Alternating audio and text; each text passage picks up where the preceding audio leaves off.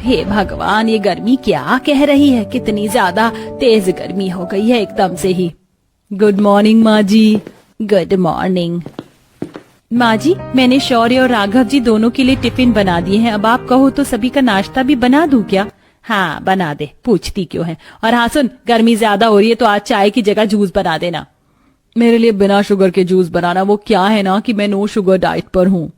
अरे बहू, क्या होती है ये डाइट वाइट? बिल्कुल भी डाइटिंग वगैरह मत करना। तू तो पहले ही कितनी सुंदर है, ऊपर से गर्मी इतनी हो रही है कि बस पूछो नहीं। कोई डाइट वाइट मत करना, नहीं तो तबीयत भी खराब हो सकती है। नहीं माँ जी, नो शुगर डाइट से तबीयत खराब नहीं होगी और दुरुस्त रहेगी। चल तो तेरी मर्जी। सुन लिया ना तूने शालिनी, जाकर सभी के लिए नाश्ता बना दे। और हाँ, पराठों पर जरा लिमिट में घी लगाना। अपने गाँव की तरह घी में डूबे हुए पराठे हम सबके आगे ना रख देना। गंगा की बात सुनकर शालिनी सभी के लिए नाश्ता बनाने को चली गई। माँ जी को मेरी फिक्र जरा सी भी क्यों नहीं है? बस इसलिए क्योंकि मैं गांव से आई हूँ। गांव से होना क्या कोई गुनाह है? शालिनी ऐसे ही खुद से ही बातें कर अपने दिल को हल्का करने लगी। शालिनी गंगा की बड़ी बहू थी, जिसको उसका बेटा गांव से शादी करके लाया था। शालिनी की एक देवरानी भी थी, जो कि शहर से ही आई हुई थी, और इसी वजह से गंगा शालिनी को कम और पूजा को ज्यादा महत्व देती थी। शालिनी भाभी, मेरा नाश्ता आप मेरे कमरे में ही ले आना। वो क्या है ना, मुझे कुछ काम है तो मैं नीचे सबके साथ नाश्ता नहीं कर पाऊंगी। ठीक है।